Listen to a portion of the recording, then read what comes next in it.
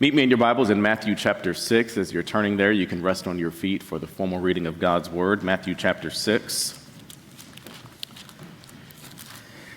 Matthew, the 6th chapter. We're going to begin our reading at the 25th verse. Matthew chapter 6.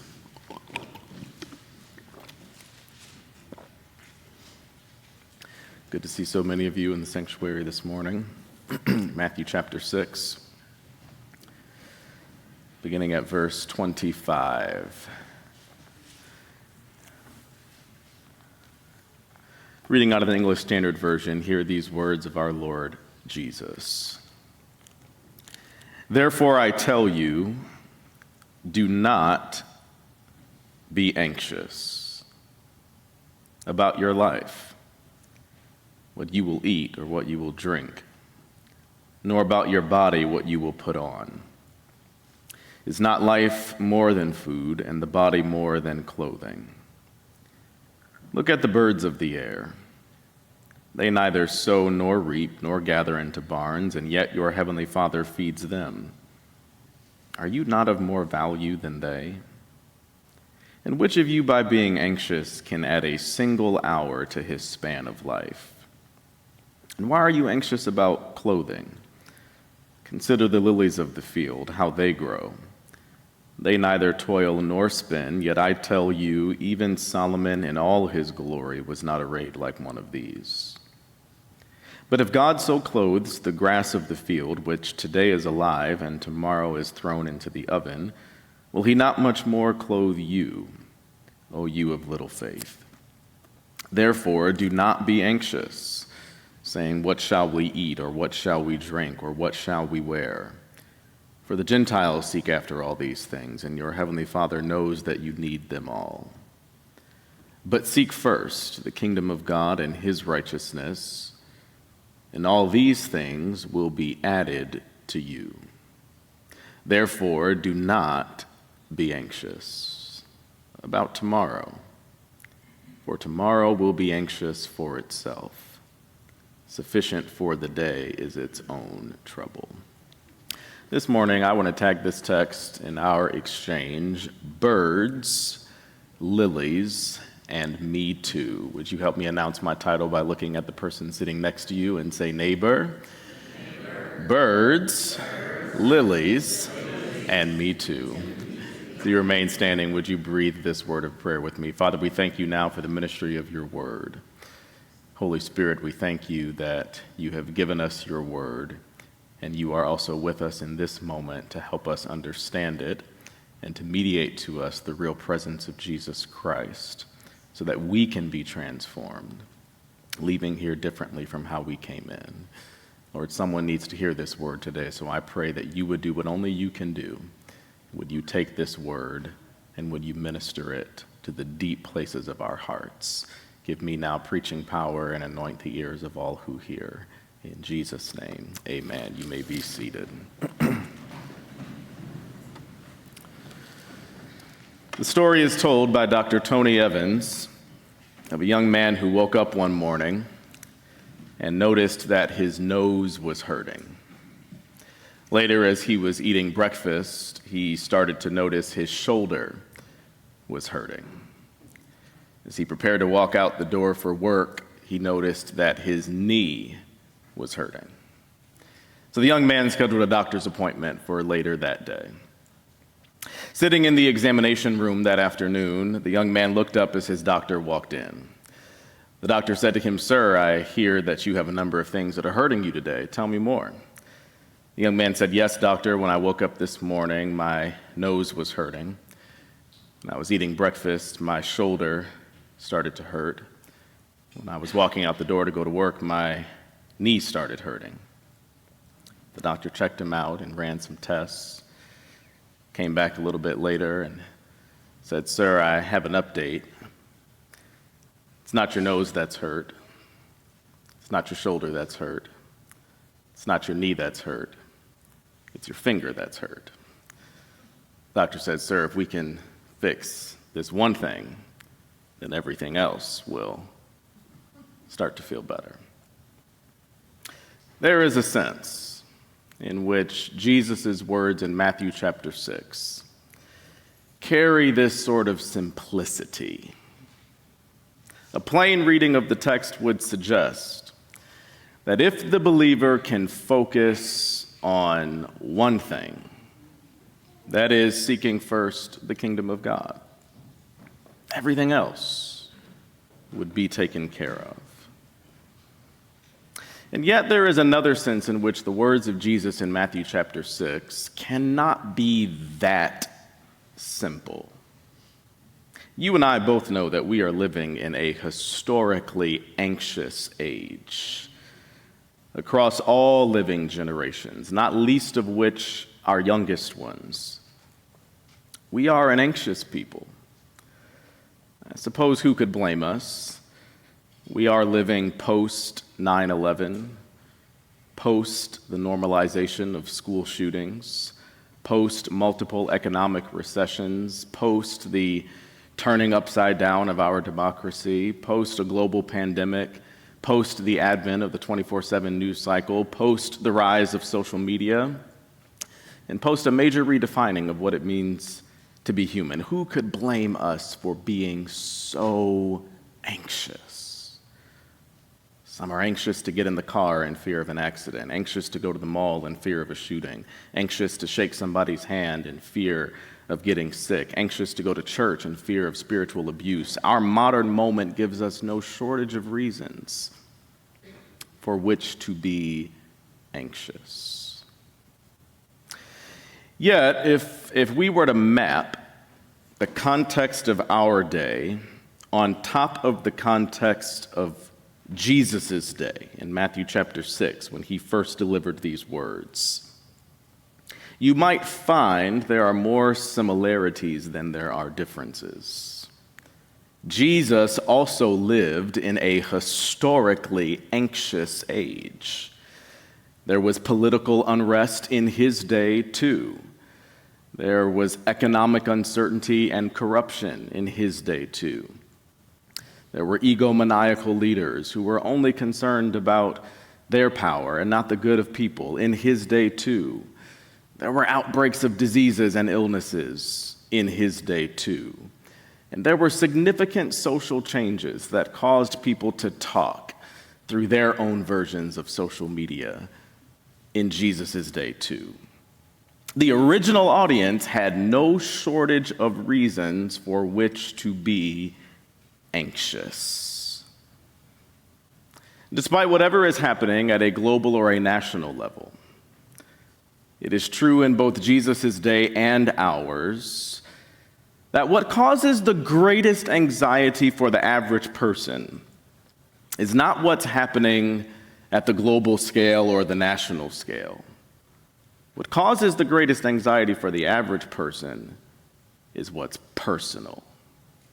Those matters pertaining to your family, your friendships, your mind, your past, your sense of identity and purpose in this world. These are the things that cause the average person to be anxious. In a sense, Jesus' words are quite simple. Do not be anxious. That's simple. But in another sense, the overwhelming data of our age bespeaks the complexity of the human mind. And at the least, it makes our reading of Jesus not so simple. In fairness to Jesus, if we look at his words in their fuller textual context, we'll gain a better understanding of what he was saying and perhaps what he was not saying as well. Look with me again at Matthew chapter 6, verse 25. It'll appear here on the screen one more time. Matthew chapter 6, verse 25. Therefore I tell you, do not be anxious about your life, what you will eat or what you will drink, nor about your body, what you will put on. Is not life more than food, and the body more than clothing? Lifting up these words of Jesus, starting at Matthew 6, verse 25, sets some of us in a questioning frame of mind. How can Jesus say open-endedly, do not be anxious? That seems inconsiderate, Jesus. That seems incompatible with science, Jesus. Don't you know how the mind works, Jesus? How could you just say, don't be anxious? In fairness to Jesus, let's reread Matthew chapter 6, verse 25, but this time, let's start at verse 19. Let's start at verse 19 and then read through verse 25. Do not lay up for yourselves treasures on earth, where moth and rust destroy, and where thieves break in and steal. But lay up for yourselves treasures in heaven, where neither moth nor rust destroys, and where thieves do not break in and steal. For where your treasure is, there your heart will be also. The eye is the lamp of the body, so if your eye is healthy, your whole body will be full of light. But if your eye is bad, your whole body will be full of darkness. If then the light in you is darkness, how great is the darkness? No one can serve two masters, for he will either hate the one and love the other, or he will be devoted to the one and despise the other. You cannot serve both God and money. Therefore, I tell you, do not be anxious about your life, what you will eat or what you will drink, nor about your body, what you will put on. Is not life more than food, and the body more than clothing? Don't you see why reading in context is important? In context, Jesus is teaching about money and possessions. More broadly, in this context of the Sermon on the Mount, Jesus is teaching about non-hypocritical kingdom living. A few verses prior to what we read, he gives the ethic of kingdom generosity. He warns you not to practice your righteousness in front of others so that you may be seen. He says, when you give, assuming that you do, when you give, do not let your left hand know what your right hand is giving. On fasting, he says, when you fast, assuming that you do, anoint your head, wash your face so that others may not see you are fasting. Non-hypocritical kingdom living. That's the context of these words on anxiety. In verse 24, when he says you cannot serve two masters, what he's getting at is that the interest of these two masters are different.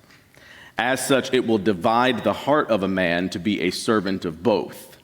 It would not even make sense in Jesus' day to have two masters if your masters had the same interest. It makes even less sense to have two masters if your two masters have opposing interests. So, Jesus is saying very simply, a person will either be devoted to God or you will be devoted to money. You cannot be devoted to both. This is the specific view in mind of Jesus when he makes the statement, do not be anxious. He's not so much making a blanket statement about anxiety, generally speaking, as much as he is specifically referring to anxiety in the context of idolatry of earthly goods and a fundamental lack of trust in God. Thus, it is anxiety which springs from unbelieving doubts and idolatry of material goods that alone here is condemned. Therefore, Jesus says, do not be anxious. Do not be absorbed or consumed with the quest for material goods or the storing up of excess resources in fear of what may come down the line, that you misplace your trust in God with trust in your pantry or trust in your savings account. Do not be so caught up in the hustle that you allow the hustle to change the way you relate to God and to others and to yourself and to the world, and you replace the ethic of the kingdom with the ethics of this world. Do not be anxious. These are still challenging words. Interestingly enough, the pursuit of money and more is a condition as equally prevalent in differing cultural contexts as anything else. No one wants to be broke. Doesn't matter who you are. Doesn't matter what color your skin is, where you grew up, what your religious background is. Nobody wants to be broke. Can I get an amen this morning? You don't want to be broke. So unless you grew up with the proverbial silver spoon in your mouth, each one of us has to matriculate through this journey of learning how to relate to work and money. How do we relate to the money that we make? At some level, it all seems so simple, right? I mean, these are just numbers. They're just pieces of paper. They're just numbers in an app representing an account. What's the big deal? Well, you and I both know that these are more than just integers. They are mysteriously connected to the innermost places of your heart. Don't believe me? Let somebody start messing with your money. Let the payroll secretary leave off a couple of digits on your check come the 15th or the 30th.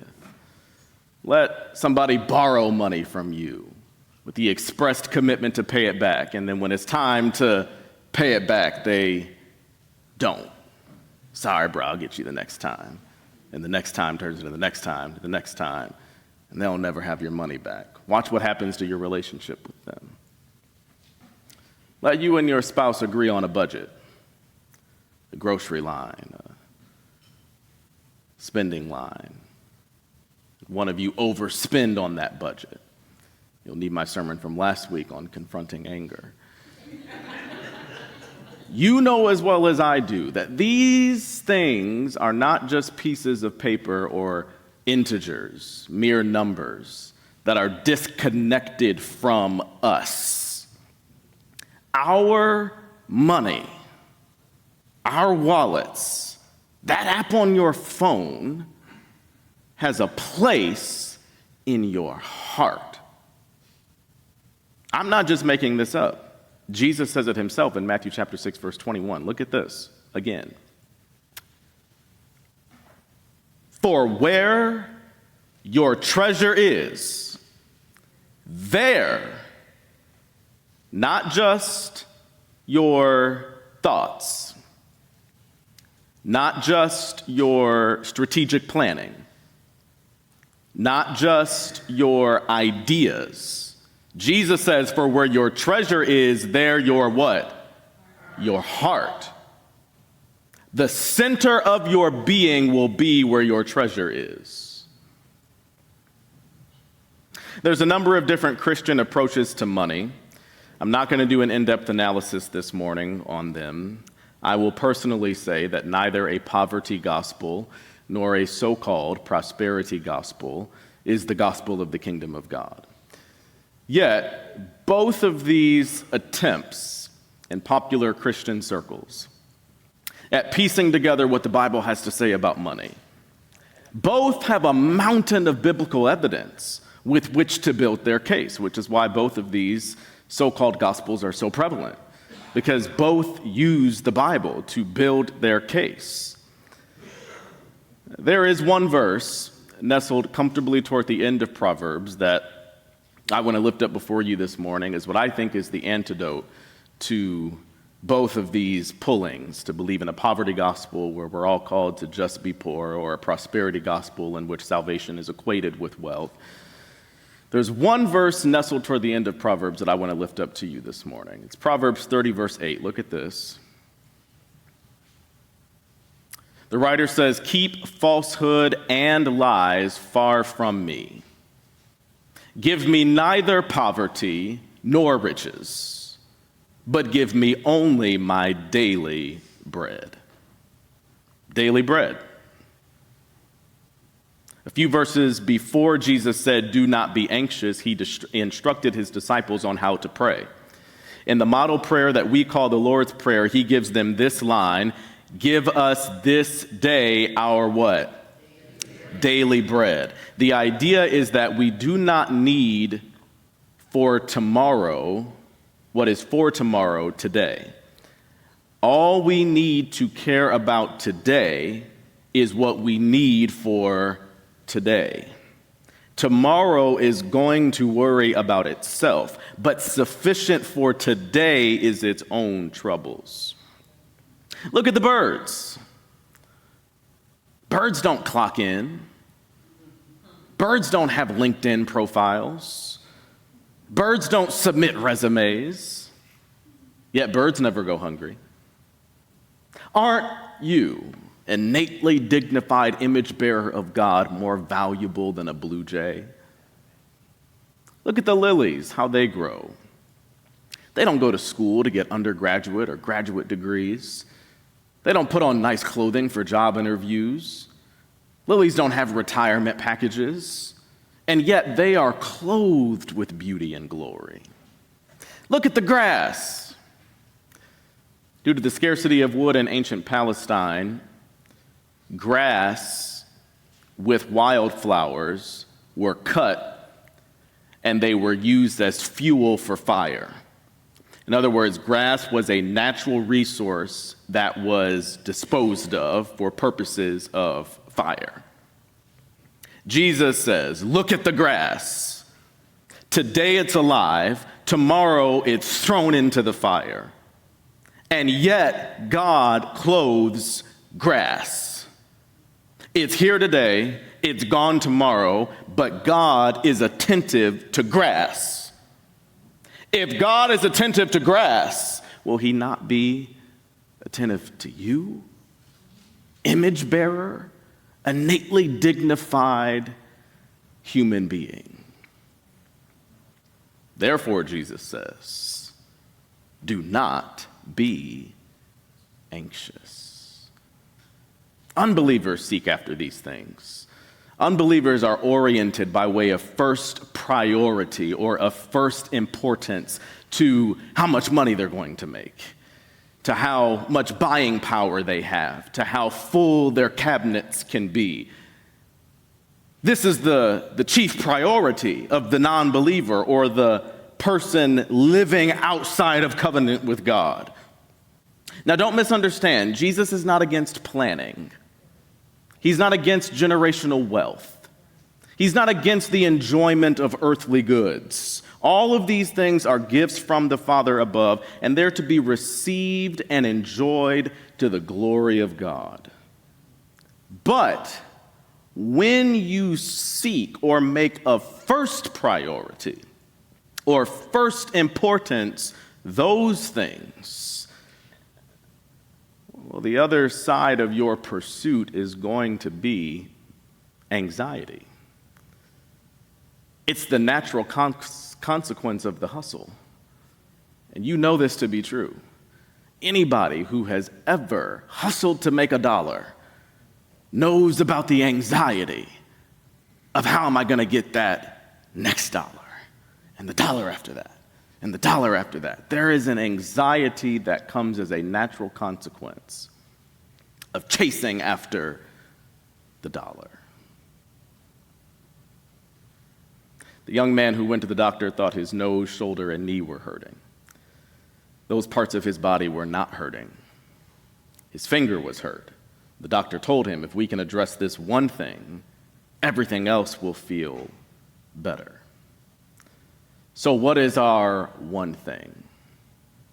Well, in contrast to worrying about money and making a first priority the material goods of this world, Jesus is saying, seek first, or make a first priority the kingdom of God and his righteousness. And all these things, in other words, all the things that you're worrying about, they'll be added unto you.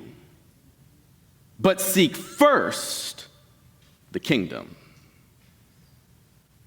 19th century minister and evangelist George Mueller, some 12 years after his remarkable conversion to Christianity, was compelled by his zeal for God to found several orphanages. One of these orphanages in Bristol, England, cared for thousands of children. One morning, like every morning, the children were gathered to eat breakfast before school. But this morning, there was a problem. There were plates, and there were cups, and there were bowls, but there was no food to put inside of those plates, cups, and bowls. Some of you might understand what that is like. Others of us don't because we've lived comfortably our whole lives, but some of you in the room know what it's like to have plates and to have cups and to have bowls, but you don't have no food to put in those plates, cups, and bowls.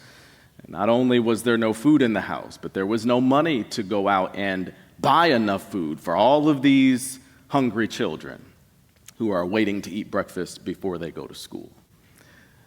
Mr. Mueller looked at the children that morning, and he said, "Children, you know that we must be on our way to school." Lifting up his hand, he said, "Dear Father, we thank thee for what thou art going to give us to eat." Just a few moments later, there was a knock on the door. A baker stood there and said, "Mr. Mueller, the Lord woke me up at 2 o'clock this morning and told me to bake some bread for you and the children to have breakfast. Here it is, I brought it with me." Mr. Mueller thanked the man and received the bread. A few moments after that, there was another knock on the door. It was the milkman. He said, "Mr. Mueller, my milk cart broke down right in front of the orphanage. I'd like to give my cans of milk to the children so that I can empty my wagon and repair it." Mr. Mueller thanked the milkman, received the milk, and gave it to the children.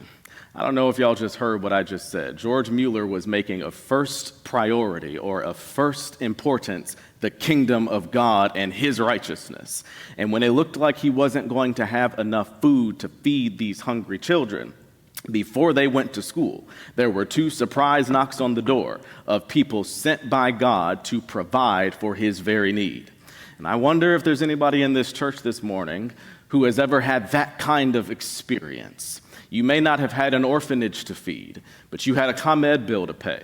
You had a gas tank to fill up. You had a student loan payment to make. You had a family to feed. You had new shoes to buy for the kids so they could go back to school. And then just when you made enough ends meet to make it to the end of the month, here comes the first of the month, rolling its head around again, looking at you right in the face. But God, in a surprising way, because you kept on giving and kept on helping others and kept on coming to church and kept on making him first priority, surprised you with provision.